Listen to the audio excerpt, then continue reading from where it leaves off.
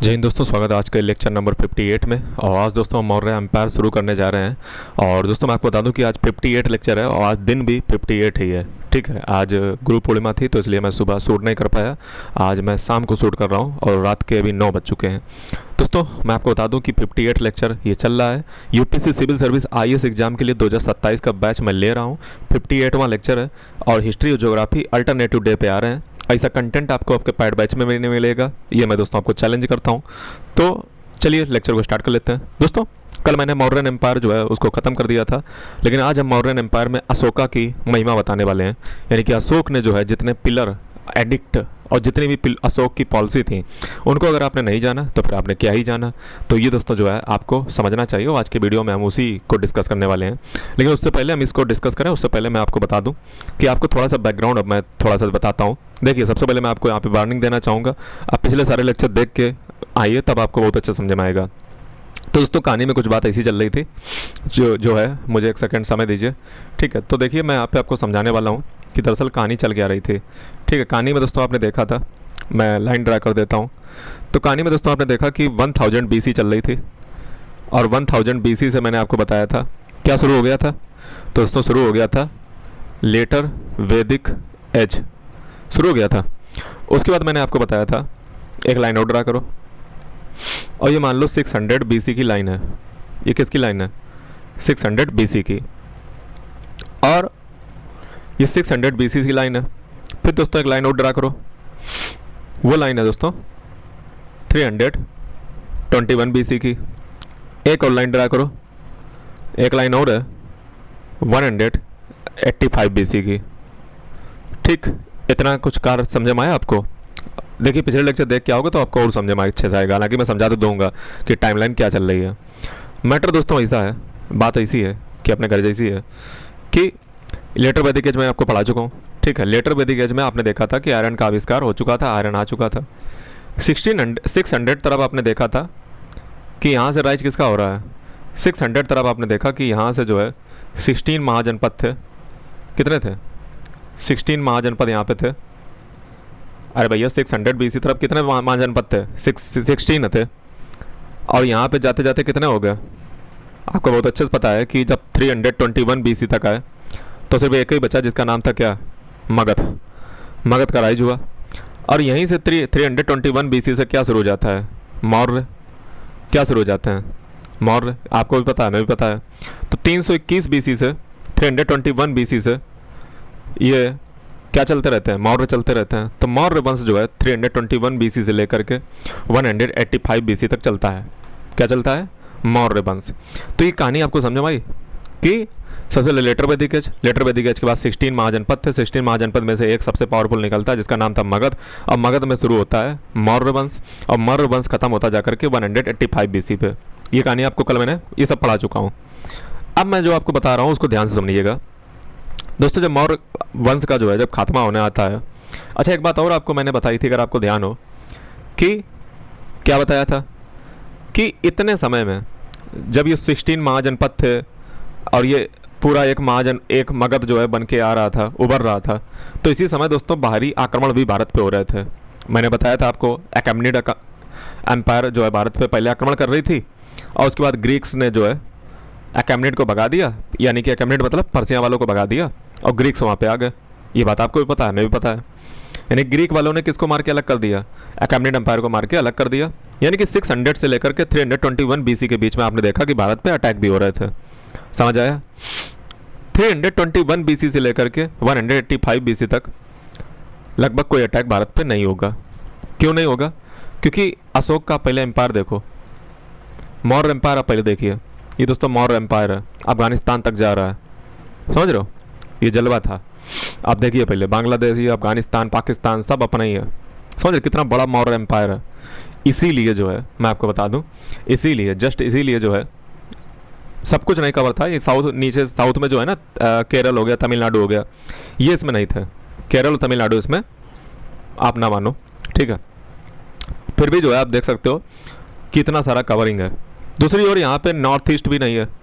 North east जो देख रहे हो ना, नॉर्थ ईस्ट देखिए खाली पड़ा हुआ है, तो नॉर्थ ईस्ट भी नहीं है इसमें। ठीक है, तो ये आपको समझ में आया कि मौर्य एम्पायर में भारत पे कोई अटैक नहीं हो रहा है। क्यों?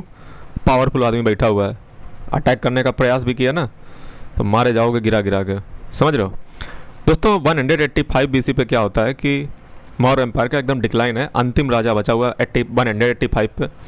दोस्तों मौर्य एम्पायर दो ब्रांच में बढ़ जाता है। कब बढ़ जाता है सर? 185 BC में। दो ब्रांचें हैं कौन सी? एक दोस्तों है बृहद्रथ, एक का नाम क्या है? बृहद्रथ। क्या नाम है बेटा? बृहद्रथ। और दूसरे का नाम क्या है? सम्राट संपत्ति।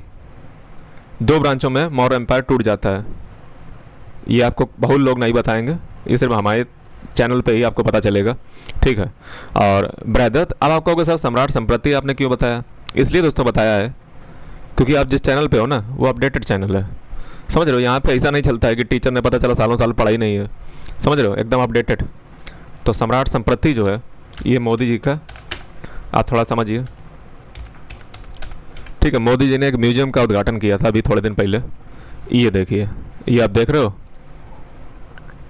पीएम इनॉग्रेट्स सम्राट संपत्ति museum at Koba Tirth in Gandhinagar on the occasion of Mahavir Jayanti. अब आप समझ रहे हो क्या चीज़ है? कुछ समझ में आया? नहीं समझ में आया? दोस्तों हुआ ऐसा था कि मौर्य एम्पायर जो है दो पार्ट में टूट गया था। एक बृहद्रथ वाला था, बृहद्रथ बोले तो ये मगध और बंगाल की ओर थे। एक ब्रांच कहाँ रह गई थी? एक रूलर कहाँ था? बंगाल और मगध की ओर। दूसरा जो रूलर था वो भागा आया था इधर गुजरात की ओर, और उसका नाम क्या था? सम्राट संपत्ति, ठीक है। तो लास्ट अब आपको समझ में आया कि 185 BC पे जो है कौन मारा जा रहा है? बृहद्रथ मारा जा रहा है, यानी कि बृहद्रथ मारा गया, सम्राट संपत्ति नहीं मारे गए थे, ठीक है। तो सम्राट संपत्ति कहाँ थे? तो सम्राट संपत्ति दोस्तों है ये बृहद्रथ जो आपको कहानी बताते हैं ना मोस्टली टीचर, वो इन्हीं की बताते हैं, बृहद्रथ वाली, ठीक है। वो जो है आपको सम्राट संपत्ति की कहानी नहीं बताते हैं, ठीक है। तो यही बृहद्रथ मारा जाता है। और जैसे मौर्य वंश का आखिरी शासक, क्योंकि देखो असली कहाँ पे बैठे हुए हैं, जो मगध में बैठा होगा वही असली है, बाकी तुम अपनी दुकान चाहे जहाँ खोल लो जा करके। हेडक्वार्टर तो हेडक्वार्टर ही होता है ना। हेडक्वार्टर जब उड़ा दिया गया तो उड़ाया किसने? पुष्यमित्र शुंगा ने। अभी भैया पुष्यमित्र शुंगा है कौन? तो दोस्तों एक ब्राह्मण है कोई, ठीक है, कोई ब्राह्मण है। और यहाँ से जो है जब शुंगा इसको हरा मतलब किल कर देंगे, मार डालेंगे, तब जो है यहाँ से शुरू होगी क्या? शुंगा डायनेस्टी। तो 187 BC से या 85 BC से क्या शुरू हो जाती है? शुंगा डायनेस्टी। तो 187 BC से क्या शुरू हो जाती है? 100, ये दोस्तों 85 या 87 कर लो, चलो बुक में 87 लिखा है। तो 187 BC से क्या शुरू हो जाती है? शुंगा डायनेस्टी। उसका पहला राजा कौन है? पुष्यमित्र शुंगा। तो पुष्यमित्र शुंगा जो है बृहद्रथ को हत्या कर देता है। बात समझे भाई? और सम्राट संपत्ति अपनी दुकान मौर्य वंश के कहाँ खोल लेते हैं? गुजरात में खोल लेते हैं। तो ये बात आपको समझ आनी चाहिए, ठीक है, हो गया। तो सम्राट संपत्ति के बारे में आपको समझ में आया? अच्छा, सम्राट संपत्ति जो है जैन धर्म से रिलेटेड है, और जो ये बृहद्रथ था ये सीधी बात, चूंकि इनका पुराना परंपरा ही रहा है बुद्धिज्म वाला, तो ये बुद्धिज्म और आजीविका सेक्ट की ओर इनका झुकाव था बृहद्रथ का, समझ रहे हो। ये चीज़ आपको समझ आनी चाहिए। अच्छा एक बात और है, सवाल ये है कि पुष्यमित्र शुंगा ने ही क्यों मारा बृहद्रथ को? तो याद करो ये सब जो मौर्य थे ये सब किसकी ओर समर्थन कर रहे थे? ब्राह्मणों की ओर थोड़ी ना थे, ये किसकी ओर थे? ये थे उनके बुद्ध धर्म को जो है मानने वाले थे, ठीक है।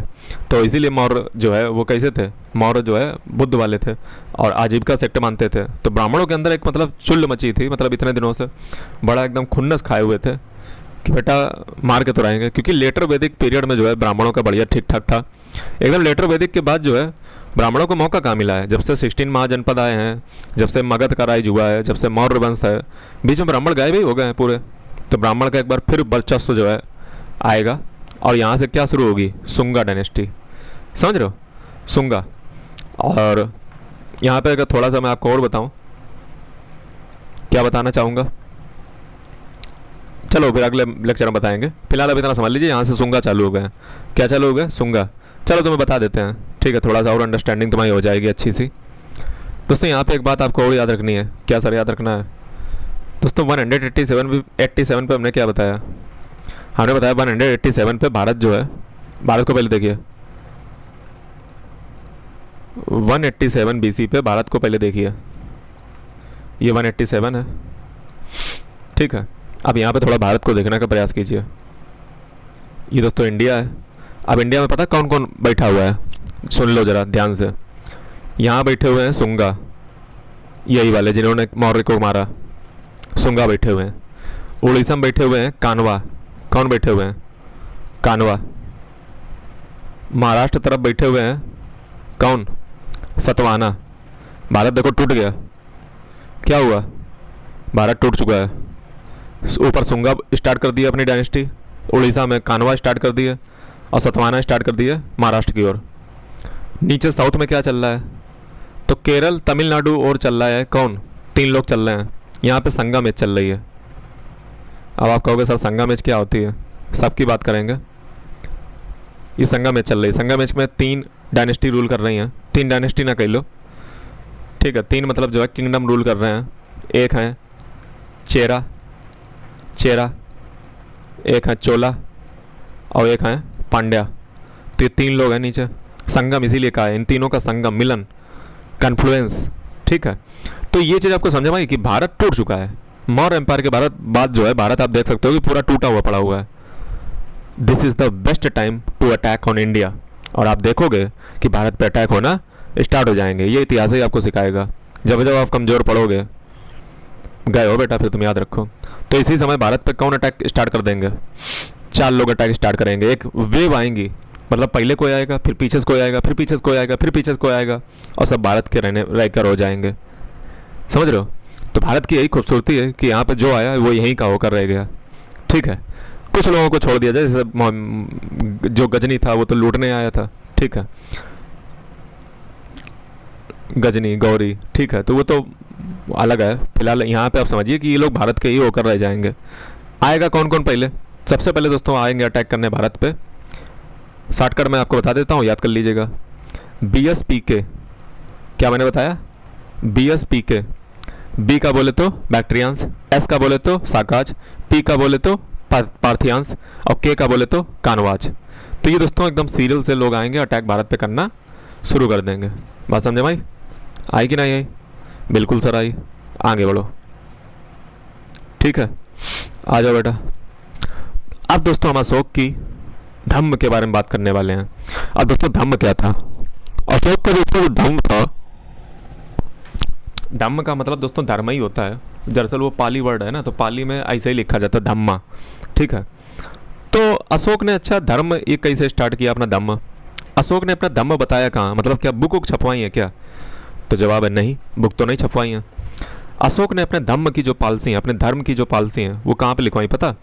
शिलालेख में लिखवाई हैं, एडिक्ट में लिखवाई हैं, पिलर खड़े किए हैं और पिलरों में लिखवाया है। कल मैंने लेक्चर में आपको दिखाए थे पिलर विलर, तो आपको याद होगा। पिलर पे लिखवाए हैं, स्टोन पे लिखाया है, इंस्क्रिप्शन लिखवाई हैं। कुछ छोटे पिलर हैं, कुछ मेजर पिलर हैं, कुछ माइनर पिलर हैं, कुछ सेपरेट पिलर हैं। इस प्रकार से अशोक ने अपनी धम्म की पॉलिसी को कहाँ लिखवाया है? पिलरों पे। कहाँ लिखवाया है? इंस्क्रिप्शन पे। पिलर कितने टाइप के हैं? 4 टाइप के हैं, ठीक है, ठीक है। तो अशोक ने जो है कई प्रकार से जो है अपनी चीज़ों को लिखवाया है, ठीक है। मैं अभी 4 प्रकार के पिलर बोल गया था, उसको आप डिलीट कर दीजिए। अशोक के जो शिलालेख हैं, टोटल इंस्क्रिप्शन कितने हैं? अशोक के टोटल जो इंस्क्रिप्शन है वो दोस्तों 33 इंस्क्रिप्शन है, यानी कि 33 इंस्क्रिप्शन अशोक के मिलते हैं हमें, जिसमें अशोक के धम्म के बारे में मिलता है। अच्छा, सवाल ये कि सर अशोक ने धम्म की पॉलिसी को क्यों अपनाया था? इसके पीछे दोस्तों रीजन है। कल तो मैंने आपको बताया था कि किसका प्रभाव अशोक के ऊपर था, लेकिन आज आपको समझना चाहिए अशोक जो है कलिंग के युद्ध में जाता है। और कलिंग का युद्ध दोस्तों इतना भीषण युद्ध था, कलिंग का युद्ध इतना भीषण युद्ध था जिसमें जो है जिन्हें लाखों लोग जो है मारे गए। और उसके बाद अशोक का हृदय द्रवित हो गया, ठीक है। और अशोक ने कहा कि आज से मैं शस्त्र नहीं उठाऊंगा, ठीक है, और आपसे मैं युद्ध नहीं करूंगा। तो दोस्तों अशोक ने जो ऐसा पढ़ लिया, ठीक है। ये मेरे कैमरा के साथ क्या हो रहा है?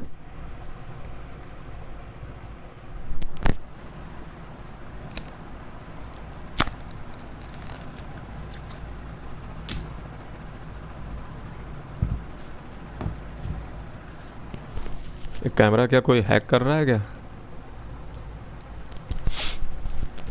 ठीक है। तो अशोक ने दोस्तों कलिंग के युद्ध के बाद पढ़ लिया था कि अब से वो युद्ध नहीं करेगा, उसने अपने शस्त्र डाल दिए थे।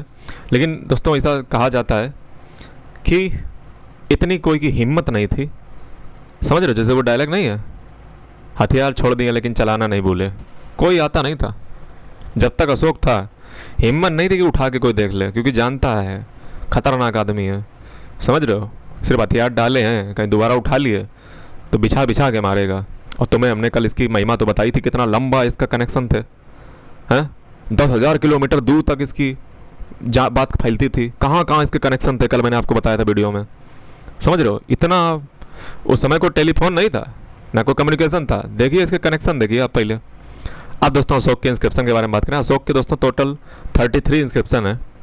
इनको बांटा गया है किन में, कुछ मेजर रॉक एडिक्ट हैं, कुछ माइनर रॉक एडिक्ट हैं, कुछ सेपरेट रॉक एडिक्ट हैं, कुछ मेजर पिलर एडिक्ट हैं, कुछ माइनर पिलर एडिक्ट हैं, ठीक है। तो ये दोस्तों एडिक्ट को ऐसे बांटा गया है।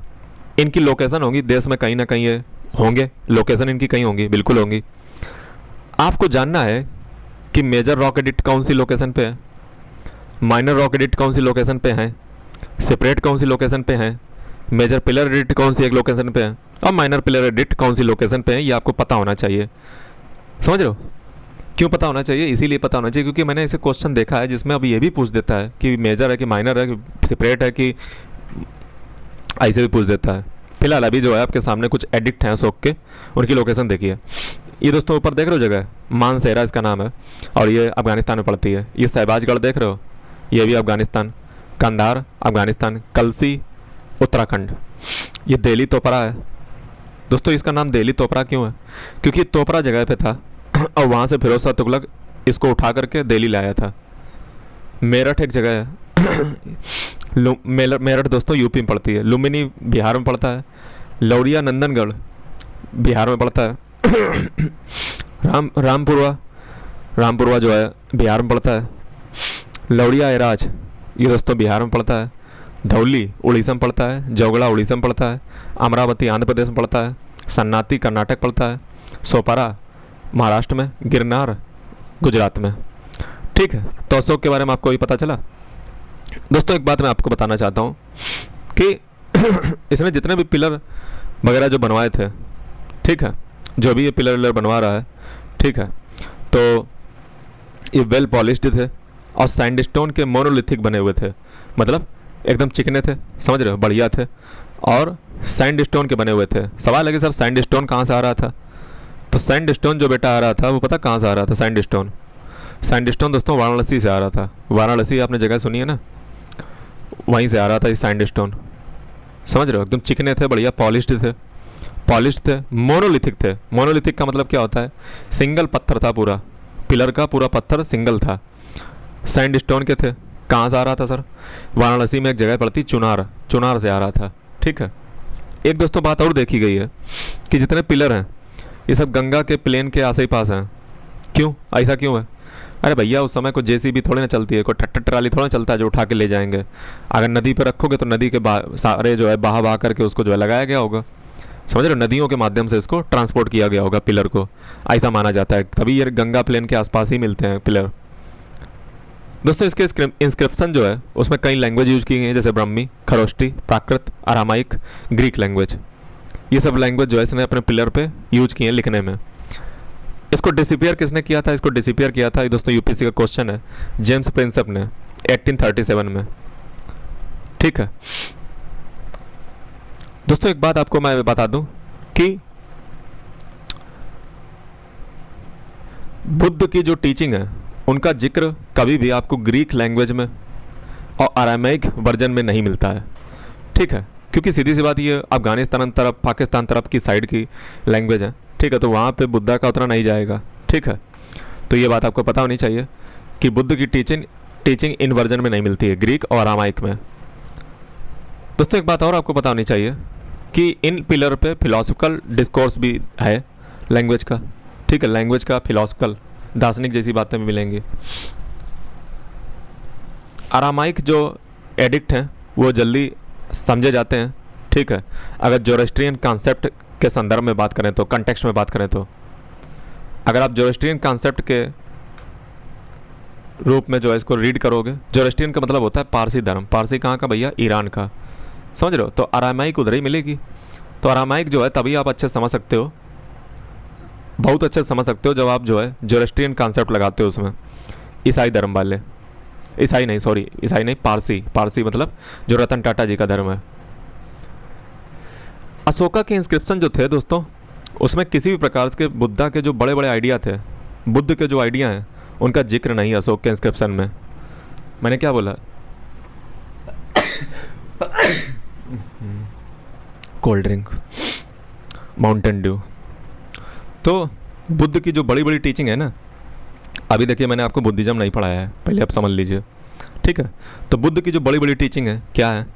8 फोल्ड पाथ है। 8 फोल्ड पाथ का मतलब अष्टांगी मार्ग। फिर आपने 4 नोबल ट्रुथ, 4 आर्य सत्यानी यानी कि 4 आर्य सत्य, और निर्वाण यानी कि निब्बना, जिसको पाली में कहते हैं निब्बना। इनका दोस्तों कहीं पे भी जिक्र नहीं है, यानी कि बुद्धा की कोर टीचिंग है लेकिन इनका जिक्र नहीं है। दोस्तों सच्चाई ये भी है कि अशोक का जो धम्म था, कुछ लोग समझते हैं कि बुद्धिज्म था, ऐसा गलत है, ठीक है। अशोक का अपना अलग था सिस्टम, ठीक है। ये क्वेश्चन आता है। तो बुद्धा की जो बड़ी बड़ी पॉलिसी थी, बड़ी बड़ी जो डॉक्ट्रिन थी, वो तो आई नहीं इसके पिलर में, ठीक है। लेकिन अशोक का जो धम्मा है, वो बहुत से लोग ऐसा मानते हैं कि वो अशोक बुद्ध से देखो इन्फ्लुएंस है, बुद्ध का इंस्पिरेशन है, लेकिन बुद्ध का धर्म नहीं है, पहले समझ लो। कुछ लोग बुद्धिज्म समझ लेते हैं क्योंकि वो समझते हैं कि बुद्धिज्म ऐसा पढ़ाई जैसा जाता है, तो उसे लगता है कि हाँ वही बात होगी, लेकिन गलत बात है, ठीक है। बहुत इंपॉर्टेंट बात है, आपको बता रहा हूँ। आगे दोस्तों देखिए, ठीक है, आगे जो है अब अगर मैं बढ़ता हूँ तो रमता जोगी, मैं क्या बोल रहा हूँ, अशोका के इंस्क्रिप्शन दोस्तों धम्म के बारे में बात करते हैं, समझ रहे हो, धम्म के बारे में। धम्म का क्या है? धम्म दोस्तों यूनिवर्सल लॉ है, राइचियसनेस है, सोशल और रिलीजियस ऑर्डर है। ये बुद्धिस्ट उपासका जो धम्म था, बुद्धिस्ट जो उपासका धम्म था, उससे इंस्पायर्ड है। जो उपासक के लिए धम्म होता है ना, उससे इंस्पायर है। लेकिन दोस्तों ये बुद्धा का मिरर नहीं है, ऐसा मत समझ लीजिए कि वही धम्म का जो है मिरर है, ना ना, अलग है सिस्टम, ठीक है। दोस्तों जो अशोक का धम्म है, ये सोशल और इंटेलेक्चुअल कोड ऑफ एथिक्स है। समाज के लिए भी डायरेक्शन है और इंटेलेक्चुअल कोड ऑफ एथिक्स भी है, नैतिकता की बातें भी की गई हैं, जो इंसान के हर एस्पेक्ट को, सोशल और इंटेलेक्चुअल एथिक्स ऑफ कोड को प्रभावित करता है, इन्फ्लुएंस करता है। दोस्तों ये नॉन वायलेंस पे जोर देता है, म्यूचुअल रिस्पेक्ट पे, मतलब किसी जीव की हत्या ना करो। म्यूचुअल रिस्पेक्ट यानी कि आपस में जो है सम्मान करो एक दूसरे का, और अंडरस्टैंड करो एक दूसरे लोगों को, उनके बिलीफ को, उनके सेक्ट को। कन्वर्टिज्म की बात नहीं करता है, समझ रहे हो, टॉलरेशन की बात करता है, ठीक है। दोस्तों यहीं से सेकुलरिज्म का कॉन्सेप्ट भी आता है, भारत के संविधान में, कॉन्स्टिट्यूशन में सेकुलरिज्म, ठीक है। टॉलरेशन करना है, सोचिए अशोक लिखवा रहा है ये बात, और कोई होता कहता था कि कन्वर्ट करो, नहीं ऐसा नहीं है। तो सोशल एथिक्स है एक प्रकार की, ठीक है। और दोस्तों ये जो धम्म की पॉलिसी थी, ये डिग्निटी भी इंसान की जो है सम्मान करती है, डिग्निटी ऑफ ह्यूमन लाइफ। कैसे? एक दूसरे को रिस्पेक्ट करो, कंसीडर करो, कंपैशन का भाव रखो, टॉलरेंस रखो। किसके प्रति? स्लेव के प्रति। सोचिए स्लेव को भी इज्जत दी जा रही है, सर्वेंट के प्रति और टीचर के प्रति। रिस्पेक्ट किसको देनी है? टीचर को। टॉलरेंस किसके प्रति रहना है? स्लेव और सर्वेंट। कंपैशन भी रखनी है। ओबीडियंस पेरेंट्स के प्रति। जनरसिटी फ्रेंड्स और रिलेटिव के प्रति। और डोनेशन ब्राह्मण को और श्रमणा को। ब्राह्मण और श्रमण को डोनेशन की बात ये करते हैं कि दो, ठीक है। और ये दोस्तों ये भी कहते हैं किसी भी जीव की हत्या ना करो, किसी को हत्या करने से बचो, किसी लिविंग बीइंग की हत्या करने से बचो, अब्सटेंशन। तो दोस्तों इनकी जो धम्म की पॉलिसी है वो स्टेट का जो कंसर्न होता है ना, वेलफेयर ऑफ द पीपल, उससे ही कंसर्न है। लोगों का कल्याण कैसे करना है, इससे ही एसोसिएटेड है, ठीक है। तो ये आइडल सोसाइटी क्रिएट करना चाहते हैं, ठीक है। और हर व्यक्ति का एक कॉमन रिलीजन बनाना चाहते हैं वर्ल्ड के लिए। और ये सब बातें हमें कहाँ मिलेंगी? अशोका के एडिक्ट जो है ना, वो सब बताते हैं कि अशोक के धम्म में क्या क्या था। तो अशोक के धम्म में दोस्तों कंपैशन थी, दया था, चैरिटी दान था, ट्रूथफुलनेस थी, प्योरिटी थी और जेंटलनेस थी। अब आपके सामने है कुछ 4 मेजर रॉक एडिक्ट और उनमें क्या मैसेज लिखा हुआ है। पहला एडिक्ट, फर्स्ट एडिक्ट, ये दोस्तों आपके सामने जो मैं बताने जा रहा हूँ ये मेजर रॉक एडिक्ट हैं। ये क्या है? Major rock edict. कितने हैं मेजर रॉक एडिक्ट? तो मेजर रॉ क्रेडिट दोस्तों जो अशोक के हैं वो 14 है। अब देखिए उन्होंने मैसेज क्या इसका लिखा हुआ है। फर्स्ट एडिक्ट में दोस्तों लिखा हुआ है prohibition of animal sacrifice. Animal sacrifice को जो है इसने प्रोहिबिट कर दिया है। एनिमल सेक्रीफाइस प्रोहिबिशन निषिद्ध है। सेकंड एडिक्ट में क्या लिखा हुआ? सेकंड एडिक्ट में लिखा है medical treatment of human and animal. सोचिए कितना बड़ा इसका दिल होगा, ह्यूमन और एनिमल दोनों का medical treatment. Planting beneficial medicinal herbs and roots. Plant करो क्या? जो बेनिफिशियल मेडिसिनल हर्ब्स हो और रूट्स हो उनको प्लांट करो, फ्रूट्स को लगाओ और कुएं खोदो पानी निकालने के लिए। थर्ड एडिक्ट में क्या लिख रहा है? थर्ड एडिक्ट में दोस्तों लिख रहा है प्रदेशिका के बारे में, राजुका के बारे में। ये दोस्तों राजुका देख रहे हो, 2025 का यूपीएससी प्रीलिम्स 2025 का क्वेश्चन है ये राजुका। समझ रहे हो, डिस्ट्रिक्ट लेवल पर होता था ये राजुका। सोचो बुक कितनी बढ़िया होगी जिसमें क्वेश्चन आपको डायरेक्टली मिल जाते हैं। आज ही वीडियो में हमने आपको दो बताया, एक जेम्स प्रिंसेप वाला, एक राजुका। ठीक है, अभी आज एक वीडियो में भाई इसी वीडियो में बताए दो क्वेश्चन।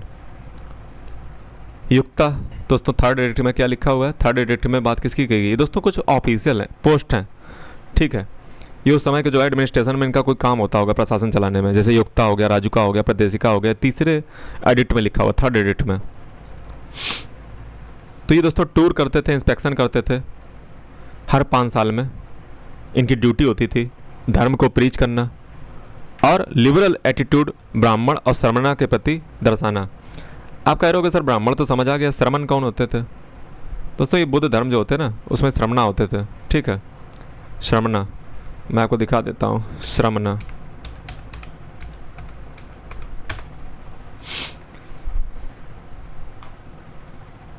ठीक है, तो जो मॉन्क होते हैं ना जो घूमते रहते हैं मॉन्क, उन्हीं को श्रमणा कहते हैं। ठीक है, फोर्थ एडिक्ट में क्या लिखा है? देखो फोर्थ एडिक्ट में बड़ी काम की बात लिखी है, भेरी घोष, यानी कि जो युद्ध का ड्रम जब बजता है वो नहीं बजाना है, हमें युद्ध का ड्रम नहीं बजाना है। अब हमें धम्म की घोष करनी है, यानी कि धर्म की घोष, धर्म का जय जयकार लगाना है। ठीक है, तो ये दोस्तों ग्रेटेस्ट वैल्यूज़ को बताते हैं ये। फिफ्थ एडिक्ट में क्या लिखा हुआ है? फिफ्थ एडिक्ट में दोस्तों अपार्टमेंट के बारे में लिखा हुआ है, धम्म महामत्ता के बारे में। धम्म महामत्ता कौन थे? उसी समय के दोस्तों ऑफिशियल ये पोस्ट हैं, आधिकारिक पोस्ट हैं।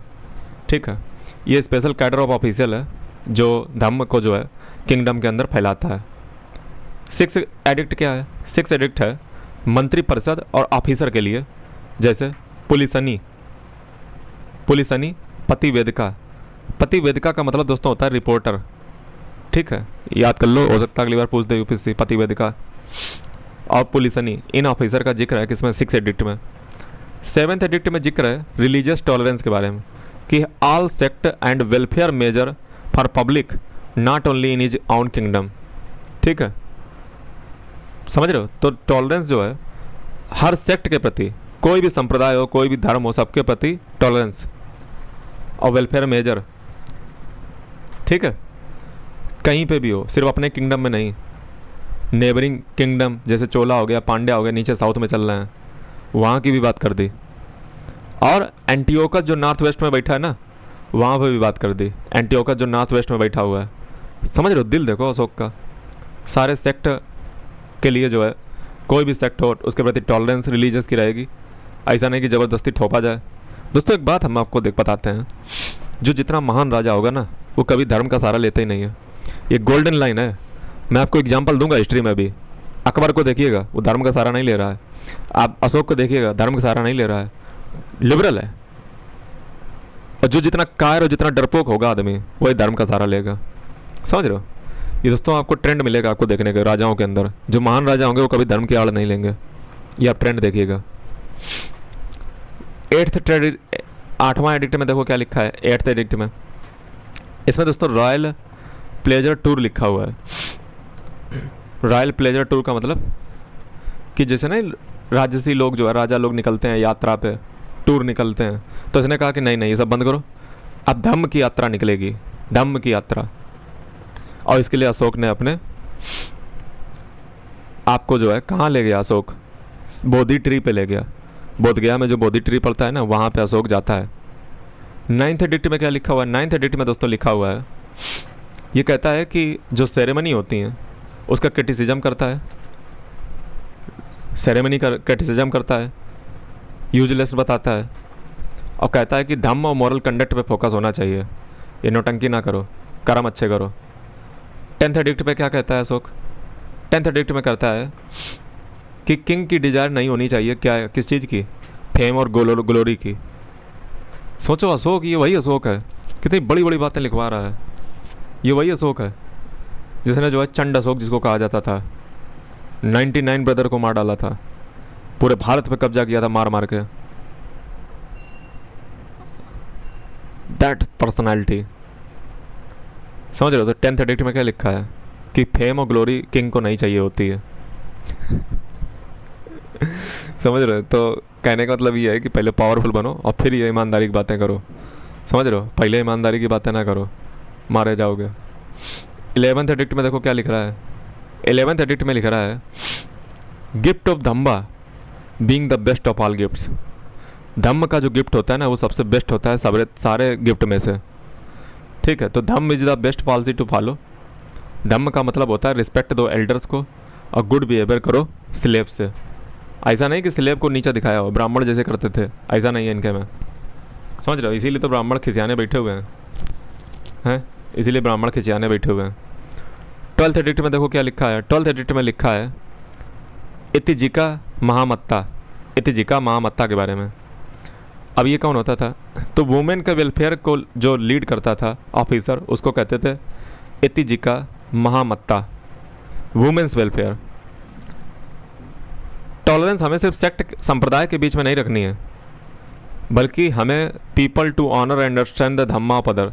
हमें दूसरों के धम्म को भी समझना पड़ेगा, ऑनर करना पड़ेगा, सम्मान देना पड़ेगा दूसरों के धम्म के बारे में। सोचिए कितना टॉलरेंस राजा है। समझ रहे हो? और कोई होता कहता था कन्वर्ट करवा दो, ऐसा नहीं, टॉलरेंस करो। 13th एडिक्ट में देखो क्या कह रहा है। 13वें एडिक्ट में, 13th एडिक्ट में दोस्तों कलिंग के वार के बारे में है। समझ रहे हो? कलिंग के वार के बारे में, अशोक का जो एटीट्यूड चेंज हुआ है उसके बारे में है। अशोक की अगर बात की जाए दोस्तों, ये पहले शिव भगवान की पूजा करता था। आप इससे क्या समझ रहे हो? भगवान शिव कैसे हैं? रुद्र हैं, डिस्ट्रॉयर, तहस नहस करने वाले। अशोक भी कैसा है? वैसी हरकतें हैं, जिनको पूजोगे ना वैसे ही तुम्हारे अंदर लक्षण आएंगे। ठीक है, तो अशोक, आप समझ में आया कि अशोक क्यों इतना उपद्रवी टाइप का था? इसका मतलब मैं ये नहीं कह रहा हूँ कि जो है गॉड को लेकर मैं नहीं कुछ बोल रहा हूँ, मैं जस्ट आपको बता रहा हूँ कि इतना त्राहिमाम टाइप का कहाँ से अशोक के अंदर आया होगा। ठीक है, इतना मार कुटाई, समझ रहे हो? तो ये जो है भगवान शिव का उपासक था पहले, बाद में बुद्धिज्म बना। ठीक है, पहले दिग्विजय हुआ करता था, अब बाद में धम्म विजय हो गया। दिग्विजय का मतलब होता है दिशाओं को जीतने वाला, अब ये धम्म को जीतने वाला हो गया। और स्वॉर्ड, तलवार को किससे रिप्लेस कर दिया? धम्म से। तलवार छोड़ दी, वार जो ड्रम था, युद्ध का जो घोष होता है, नगाड़ा होता है, उसको बदल दिया और अब धम्म की घोष होने लगी। धम्म में दोस्तों अच्छी अच्छी क्वालिटी थी। दुनिया के जितने भी वर्ल्ड के रिलीजन उस समय के थे, सबकी अच्छी अच्छी क्वालिटी उसने धम्म में अपने डाली। और धम्म की विजय का मतलब था राजा की विजय। ठीक है,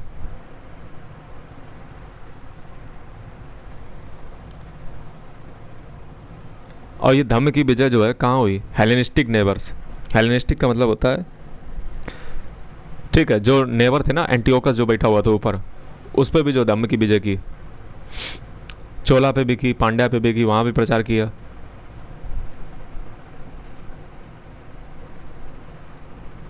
ठीक है, तो दोस्तों ये चीज़ आपको समझ में आती है। इंफॉर्मेशन जो है 13th एडिक्ट में हमें अंडरस्टैंडिंग के बारे में बताती है कि मौर्यन एम्पायर कितना बड़ा था, और हमें रेफरेंस भी देती है कि चोला, चेरा, पांड्या से भी जो है मौर्य एम्पायर का संपर्क था। चोरा, चेला, पांड्या नीचे नहीं, संगम में चल रही है। तो 13th एडिक्ट से ही मैं पता चलता है ये सब बातें। ठीक है,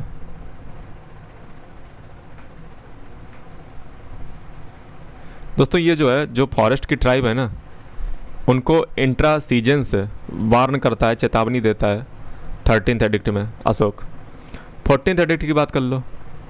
14th एडिक्ट दोस्तों पर्पज के बारे में बात करता है, रॉक एडिक्ट का जो पर्पज है। समझ रहे हो? रॉक एडिक्ट जितने भी थे उनका पर्पज क्या था, उद्देश्य क्या था। 14th यानी कि 14वां एडिक्ट बात करता है। आप दोस्तों आ जाइए पिलर एडिक्ट के ऊपर, वो थे क्या, मेजर रॉक एडिक्ट थे ऊपर, अब क्या है पिलर एडिक्ट। तो पिलर एडिक्ट की अगर बात की जाए, ठीक है, पिलर एडिक्ट की अगर बात करोगे तो फ्री स्टैंडिंग अशोकन पिलर हैं, ठीक है, जो एक्सिस ऑफ द वर्ल्ड बताते हैं, यानी कि ये अक्ष है, मुंडी है, एक्सिस मुंडी, ये एक्सिस है पूरे वर्ल्ड की, ठीक है। तो अब देखते हैं, तो आ जाओ बेटा। दोस्तों अशोका के अब हम पिलर एडिट देख रहे हैं, उनमें मैसेज देख रहे हैं।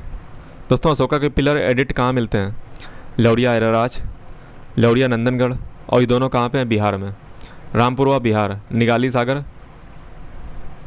सारनाथ, सारनाथ कहाँ पे है, सारनाथ यूपी में है, निगाली सागर कहाँ है, निगाली सागर दोस्तों बिहार में है शायद, नहीं निगाली सागर जो है बिहार नहीं, ऊपर नेपाल में है, ठीक है। निगाली सागर कहाँ है, नेपाल में, ठीक है, निगाली सागर बिहार में, नेपाल में हो गया। सारनाथ जो है वाराणसी, सारनाथ आपका वाराणसी में है, ठीक है। तोपरा, तोपरा आपका हरियाणा में होगा या दिल्ली में होगा, नहीं हरियाणा में होगा। तोपरा, तोपरा लोकेशन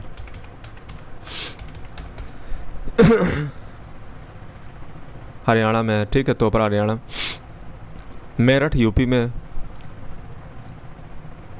दोस्तों यहाँ पे आपको पता होना चाहिए कि तोपरा वाला जो पिलर है ना और मेरठ वाला जो पिलर है, ये उठा करके फिरोज शाह जो तुगलक था ये दिल्ली ले आया था, ठीक है। दोस्तों यहाँ पे कुछ पिलर ऐसे भी हैं जिन पे अशोक ने कुछ लिखवाया नहीं है, विदाउट इंस्क्रिप्शन है, ठीक है, उस पर कोई इंस्क्रिप्शन ही नहीं है। जैसे जो रामपुरवा का बुल है ना, जो आज प्रेसिडेंट भवन में रखा हुआ है, उस पर दोस्तों कोई इंस्क्रिप्शन नहीं है, कुछ भी नहीं लिखवाया है। दोस्तों एक और पिलर है, लाइन कैपिटल जो है ना वैशाली में, लाइन कैपिटल जो वैशाली में पिलर है, लाइन कैपिटल वाला, उस पर भी कोई इंस्क्रिप्शन नहीं है। और दोस्तों एक कोलम पिलर भी है, कोलम पिलर, कोलम पिलर, इस पर भी कोई इंस्क्रिप्शन नहीं है।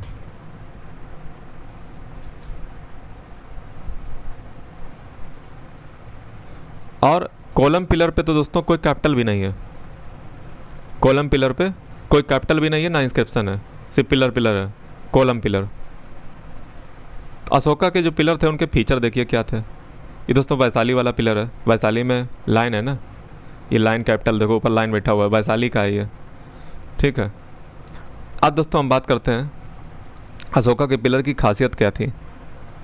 दोस्तों अशोक के पिलर की अगर बात की जाए तो पिलर जो है सिमिलर थे फॉर्म में, डायमेंशन में लगभग सब सेम ही से थे, फॉर्म में और डायमेंशन में भी, ठीक है। तो अशोक के पिलर कैसे थे, सिमिलर थे।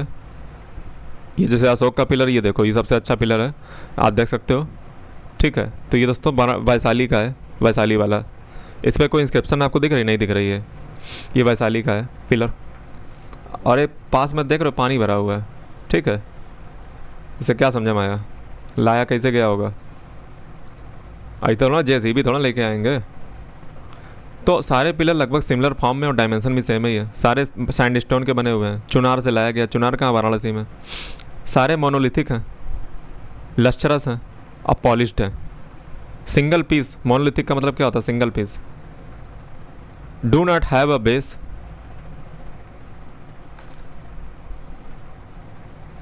दोस्तों इनमें अगर नीचे देखोगे कोई बेस दिख रहा है, बेस ढांचा है, कुछ नहीं है, प्लेन भी नहीं है।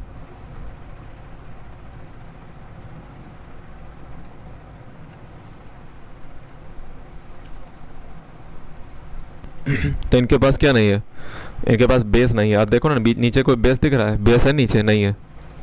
दोस्तों ये प्लेन थे, स्मूथ थे, सिलिंड्रिकल थे और टेपर करते थे। टेपर का मतलब क्या हुआ, नीचे देखो मोटा है, ऊपर देखो पतला हो गया, टेपरिंग।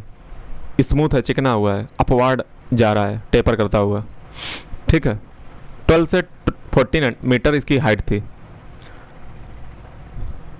दोस्तों इसमें जॉइंट था, एक टॉप पे जो है एक जॉइंट था सॉफ्ट, ठीक है, जिस पे बेल कैपिटल रखी होगी। ये देखो ये बेल कैपिटल आपको दिख रही है, तो ये दोस्तों लोटस आपको उल्टा दिख रहा होगा, ठीक है। ये इसको मैं जूम अगर करूं तो ये देखो ये आपको दिख रहा है, बेल कैपिटल है, ठीक है। ये जो है लोटस आपको उल्टा उल्टा दिख रहा होगा, ऊपर जो है ये कोई जानवर बैठा हुआ है, लाइन है, ठीक है। तो ये आपको समझ में आया। तो ऊपर जो है कैपिटल बनाई जाती थी, कैपिटल मतलब कोई भी जानवर वगैरह दिखा दिया जाता था, ठीक है। और जानवर के ऊपर, जानवर क्या होता है, जानवर के बीच में क्या है, तो जानवर के बीच में है बेल कैपिटल। बेल कैपिटल मतलब ये जो लोटस उल्टा उल्टा दिख रहा है ना, इसको बेल कैपिटल कहते हैं, ठीक है। इसको क्या कहते हैं, बेल कैपिटल। और ऊपर कौन है, ऊपर कैपिटल है, मतलब जानवर जो है ना वो कैपिटल है, ठीक है। ये क्या है, ये जो गोल गोल आप देख रहे हो ना, ये जो गोल गोल देख रहे हो, इसको अबेकस कहते हैं। क्या कहते हैं इसको, अबेकस। तो सबसे पहले पिलर, पिलर के ऊपर बेल कैपिटल, बेल कैपिटल के ऊपर अबेकस, अबेकस के ऊपर कैपिटल, जानवर जो है। टॉप पे जो है बेल कैपिटल, एक प्लेटफॉर्म होता था, अबेकस, ठीक है। तो दोस्तों अबेकस के ऊपर ही जानवर रखा जाता था, अबेकस ही तो सपोर्ट करेगा ना, ऐसे जानवर गिर नहीं पड़ेगा। तो उसके ऊपर बेल कैपिटल बना दी, नहीं कैपिटल बना दी, अबेकस बना दिया जाता था, ठीक है। बेल कैपिटल के ऊपर क्या है, अबेकस है, गोल गोल, उसके ऊपर बैठा हुआ जानवर है, ठीक है। और अबेकस दोस्तों स्क्वायर और प्लेन होता था पहले पहले, जब शुरू शुरू में बने थे तो प्लेन और स्क्वायर देखने को मिलता है, स्क्वायर। और दोस्तों सर्कुलर और कर्व वगैरह जो है ये बाद में देखने को मिले, पहले स्क्वायर बनता था। जितने भी पिलर हैं सब कार्व हैं, कार्व मतलब हर तरफ से, आल साइड से जो है कार्व है, राउंड है, ठीक है, ताकि हर तरफ से जो है देखा जा सके।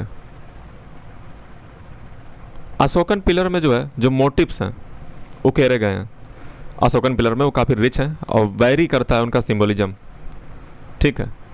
रिच मोटिव्स हैं, मोटिव्स का मतलब होता है जो उसमें उकेरा गया है, ठीक है, जो जैसे फूल पत्ती वगैरह कुछ भी, ठीक है। तो मोटिव्स जो भी हैं वो जो है अशोकन पिलर में काफ़ी रिच हैं, ठीक है। और उनके इंडियन रिलीजन जो ट्रेडिशन है ना उन्हीं से मैटर करते हैं, जो सिंबोलिज्म उसमें दिखाया गया है, इंडियन रिलीजन जो ट्रेडिशन था, परंपरा थी, उसी से सिंबोलिज्म उसमें दिखाया गया है। मोस्टली जो आपको देखने को मिलता है दोस्तों लोटस ही मिलेगा। आप देखिए ना इसमें क्या है, लोटस है, लोटस मेनली दिखने को मिलता है, क्योंकि इसकी प्योरिटी, शुद्धता, ये यूपीएससी क्वेश्चन पूछ चुका बेटा मेंस में, लाइन को लेकर के ये सब पूछ चुका यूपीएससी क्वेश्चन, अभी 2026 में इनलाइटनमेंट से पूछा था, समझ रहे हो। ये बहुत इंपॉर्टेंट चैप्टर है जो मैं तुम्हें पढ़ा रहा हूँ, ऐसे थोड़ा ना बुद्धा की पॉलिसी लेकर पूरा आया हुआ हूँ, अगर पढ़ा रहा हूँ तो जरूर उसका इंपॉर्टेंस होगा। 2025 में क्वेश्चन पूछा है अशोक का, समझ रहे हो, बहुत इंपॉर्टेंट क्वेश्चन चैप्टर है ये। तो लोटस दोस्तों आपको पता ही है कि प्योरिटी के लिए जाना जाता है, ठीक है, और फैकंडिटी के लिए जाना जाता है इंडियन ट्रेडिशन में। लाइन एक सोलर सिंबल होता है, सूर्य का सिंबल होता है, रिप्रेजेंट करता है बुद्धा को भी। लाइन दोस्तों बुद्ध को भी प्रेजेंट करता है, इसीलिए बुद्ध को क्या कहते हैं, शाक्य सिम्हा। सिंह का मतलब ही होता है शेर, तो बुद्ध का दूसरा नाम क्या है, शाक्य सिम्हा। तो बुद्ध को भी लाइन से रिप्रेजेंट किया जाता है, सोलर को भी सिंबल जो होता है उसको भी बुद्ध लाइन से। तो लाइन की काफ़ी महिमा है दोस्तों। कहीं कहीं पे बुल भी है, कहीं लाइन है, कहीं लोटस है,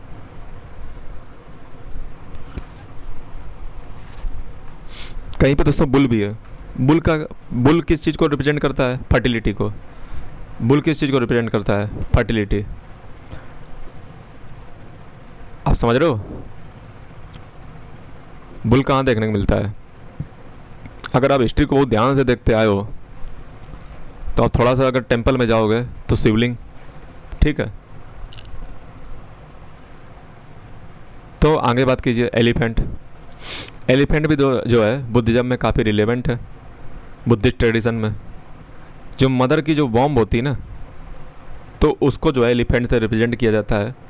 जैसे जब महात्मा बुद्ध का जन्म हुआ था तो वाइट एलिफेंट के तौर पे दिखाया गया है कि उनकी एक फ़ोटो बहुत फेमस है बुद्ध धर्म की, ठीक है। तो उसमें एलिफेंट जो है वो बॉम्ब को दिखाता है, मदर की, बुद्ध के आने से पहले की वो दिखाता है।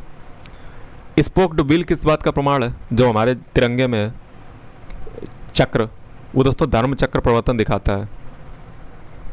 Wheel of dharma, wheel of dharma का मतलब जो धर्म का व्हील है, पहिया कंटिन्यू घूम रहा है, और धर्म का पहिया वही घुमा पाएगा जो खुद आज़ाद हो, सोवरेन हो। तो देश की सोवरेंटी भी दिखाता है।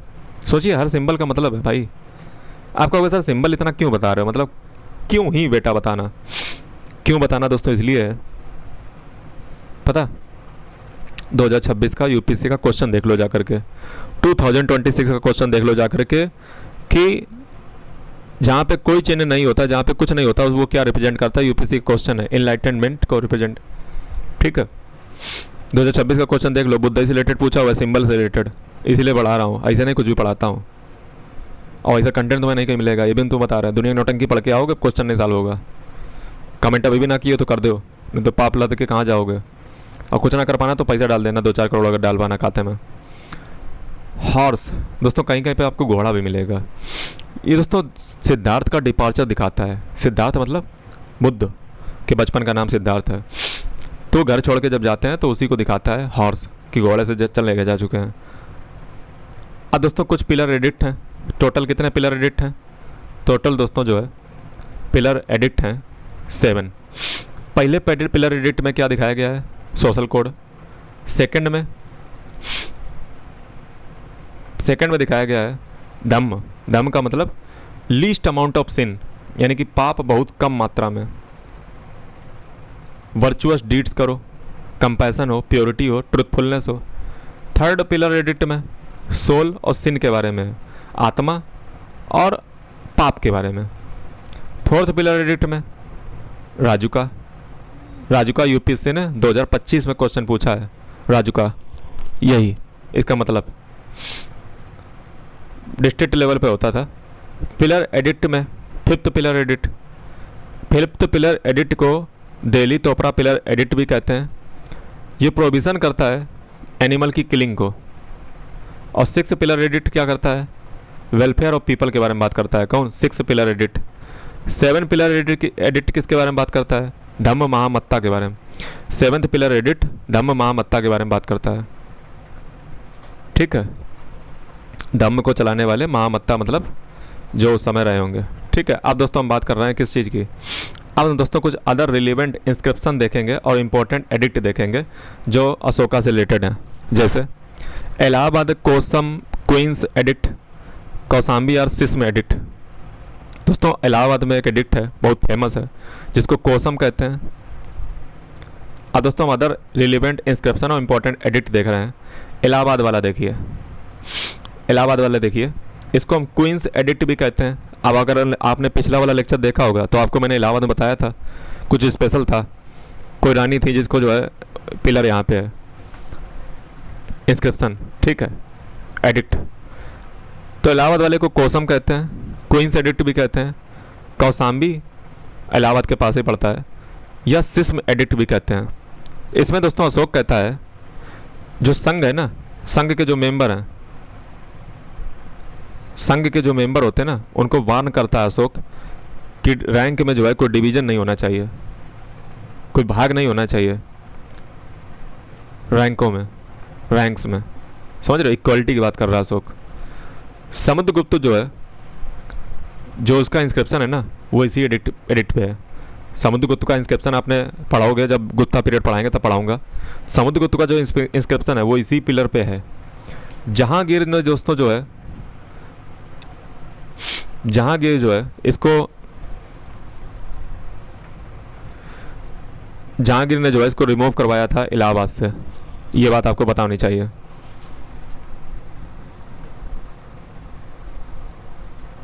ठीक है, तो कौसाम्बी से इलाहाबाद कौन, मतलब जो है, जो जहांगीर है ना, वही रिस्पॉन्सिबल था, मतलब प्रोबेबली यहाँ पे बर्ड लगा हुआ है। ठीक है, तो इलाहाबाद फोर्ट पे कौन लेकर आया? जहांगीर। वैसे था कहाँ पे? कौसाम्बी। फिर दोस्तों है गिरनार रॉक इंस्क्रिप्शन रुद्र दमन की। अब पहले आप रुद्र दमन समझ लो, ये रुद्र दमन है कौन? दोस्तों ये रुद्र दमन जो है ना, ये साकाज है। मैंने आपको अभी इसी लेक्चर में पढ़ाया है, BSPK। तो जो S है ना, S इसी का है ये रुद्र दमन, साकाज का। पहली वेब कौन आ रही भारत में? बैक्टीरियांस। फिर कौन आ रहा है? साकाज। साकाज का ही रुद्र दमन है।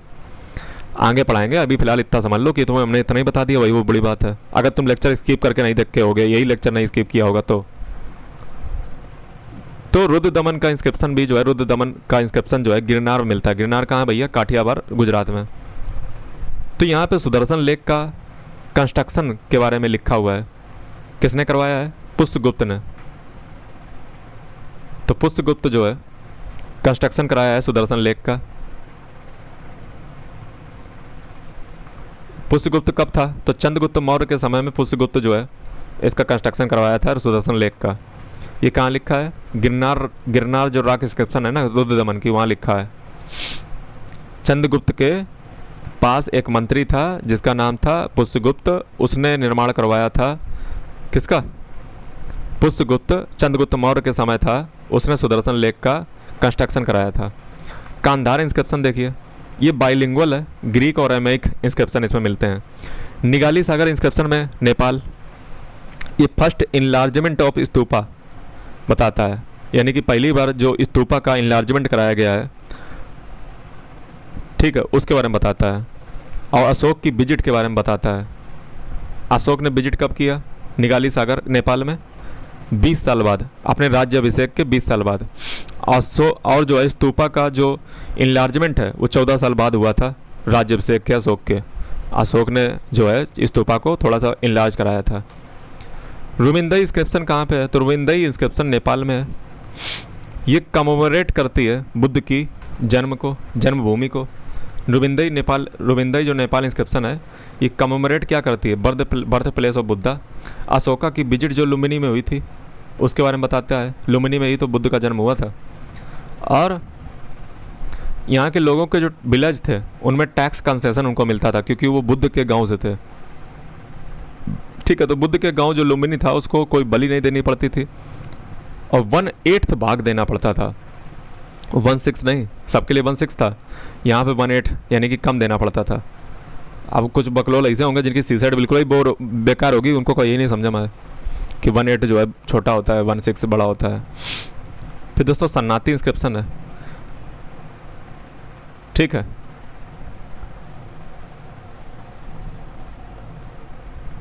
सन्नाती जो इंस्क्रिप्शन है यहाँ पे दोस्तों 14 मेजर रॉक एडिट हैं, 14 major rock edit, 14 major rock edit, और उसके साथ ही 2 सेपरेट कलिंग एडिक्ट भी हैं। कहाँ पे? सन्नाती इंस्क्रिप्शन के बारे सन्नाती इंस्क्रिप्शन में इसके बारे में जो है वो साइट किसकी है? ऑल 14 मेजर रॉक एडिट as well as 2 separate Kalinga edict. Kalinga edict दोस्तों 2 सेपरेट थे। कलिंग एडिक्ट कहाँ पे हैं? तो बाहुली और जौगड़ा में, बाहुली और जौगड़ा में। बाहुली होगा कि धौली सुना था, बाहुली कहाँ से हो गया? बाहुली और जौगड़ा कलिंग में पढ़ते हैं। और इसमें अशोक ने लिखा है क्या? All men are my children, सारे व्यक्ति मेरे बच्चे हैं, यानी कि पैटर्नल डिस्पोटिज्म देखने को मिल रहा है। अशोक अपने आप को पिता समझ रहा है प्रजा का। Sohgaura copper plate inscription UPSC question have ask, समझ रहे हो, यहाँ से यूपीएससी पूछ चुकी है। तो सौगड़ा कॉपर प्लेट इंस्क्रिप्शन जो है ना वो चंद्रगुप्त मौर्य के समय की है। ये मगध में जो है फेमिन आया था, उसके लिए रिलीफ मेजर कुछ चंद्रगुप्त मौर्य ने किए थे, तो उसके बारे में है। कुछ पता चली? कुछ याद आया? मेगास्थनीज क्या लिख रहा था कि कोई भूखमरी है ही नहीं, कोई फेमिन है ही नहीं। मेगास्थनीज क्या लिख रहा था? याद आया कुछ?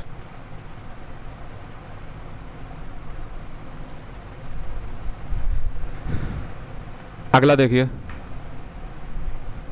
अगला दोस्तों माइनर रॉक एडिक्ट 1।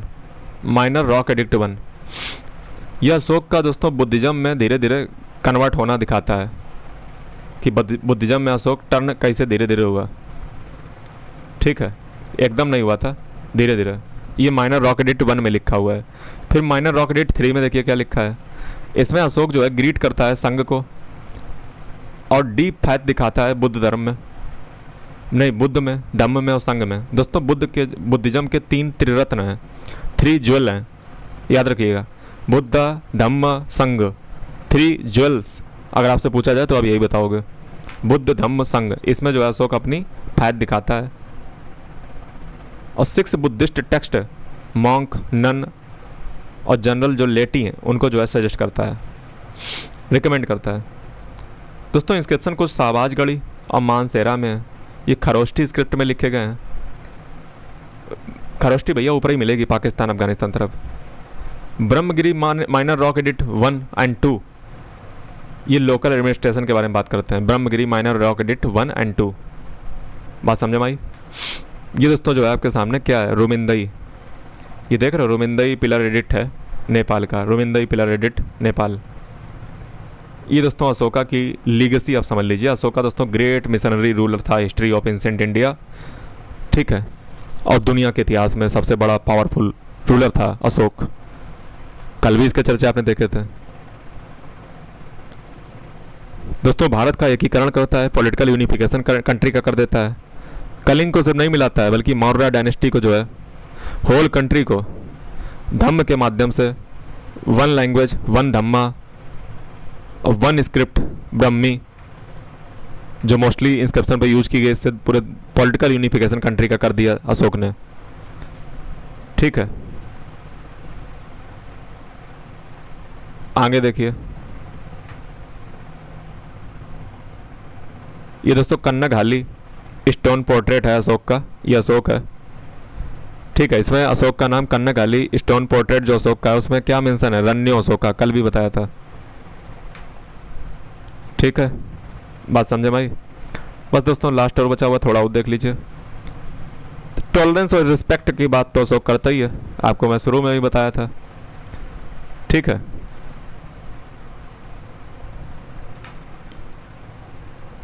ये गिफ्ट जो है अशोक इसे बुद्धिस्ट को नहीं देता है बल्कि नॉन बुद्धिस्ट को भी देता है।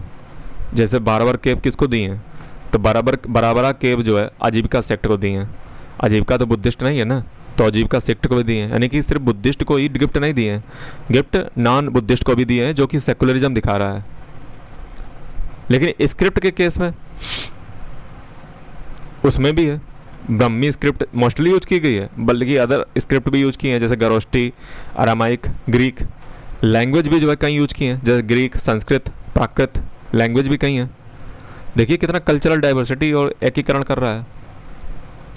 कल्चरल कॉन्टैक्ट भी इसके थे, इनोवेटिव एडमिनिस्ट्रेशन था, कल्चरल कॉन्टैक्ट थे इंडियन स्टेट्स के बीच में, इंडिया और वर्ल्ड के बीच में, ठीक है। तो अशोक के बारे में अगर दोस्तों ये कहना गलत नहीं होगा, अशोक को अगर हम ये कहें कि अशोक जो था first global cultural ambassador of India, समझ रहे हो, first global cultural ambassador of India. आप देखिए ना भारत का प्रचार वो कहाँ कहाँ कर रहा है, एम्बेसडर है भारत का। किसकी पॉलिसी है, धम्म की पॉलिसी, पूरी दुनिया में फैला रहा है धम्म की पॉलिसी। तो अशोक जो है फर्स्ट ग्लोबल कल्चरल एम्बेसडर था इंडिया का, इंडिया की ख्याति पूरी दुनिया में फैलाने वाला। पीस और नॉन एग्रेशन इसकी पॉलिसी थी, शांति और आक्रमण बिना आक्रमण वाली पॉलिसी। तो पॉलिसी अब इसकी पीस थी, शांति की पॉलिसी थी। नॉन कॉन्क्वेस्ट था, विजय नहीं करना है,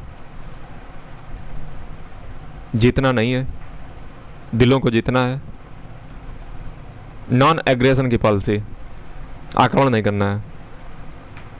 और इस संदर्भ में अगर देखा जाए तो दोस्तों आज देखिए, आज पूरी दुनिया में लड़ाई किस लिए फैली हुई है, इसीलिए तो फैली हुई है, कोई शांति चाहते नहीं, हर कोई कब्जे आने में लगा हुआ है, हर कोई जीतना चाह रहा है, और इसीलिए आज जो है इतनी बवाल है दुनिया में। तो दोस्तों आप ये कह सकते हो कि अशोक जो है वो अपने समय का बहुत आगे था। सोचिए आज हम 2026 में बैठे अशोक की बात कर रहे हैं, अशोक की पॉलिसी आज भी काम की है। आज जो रसिया यूक्रेन बार, इजराइल पैलेस्तीन बार और जो है इतने सारे युद्ध आप दुनिया भर में देख रहे हो, सबका सल्यूशन अशोक की धम्म पॉलिसी में है। बताइए ये peace, non conquest, non aggression, ये पॉलिसी कितने आगे था वो समय में, इमेजिन करिए आप। समझ रहे हो बात को। तो यही दोस्तों था, वीडियो को लाइक कर दो, चैनल को सब्सक्राइब कर दो। रात के जो है बज चुके हैं 10, करेक्ट 10 बजे जो है लेक्चर शूट हो चुका है, और आज एक ही लेक्चर हो पाया। वैसे मैं डेली 2 लेक्चर रिकॉर्ड कर रहा था, आज एक ही लेक्चर हो पाया क्योंकि आज गुरु पूर्णिमा थी तो पूरे दिन बिजी रहा। धन्यवाद, बाय। दोस्तों आज मैं आपको बता दूं, आप जब ये लेक्चर देख रहे होगे ना, आप लेक्चर ये देख रहे होगे, मैं आपको वही बता देता हूँ, आप ये लेक्चर देख रहे होगे 8 अगस्त को, ठीक है, और मैंने शूट कब किया है 29 जुलाई को, ठीक है। हाँ चलिए जो है लेक्चर समाप्त करते हैं। धन्यवाद, बाय बाय।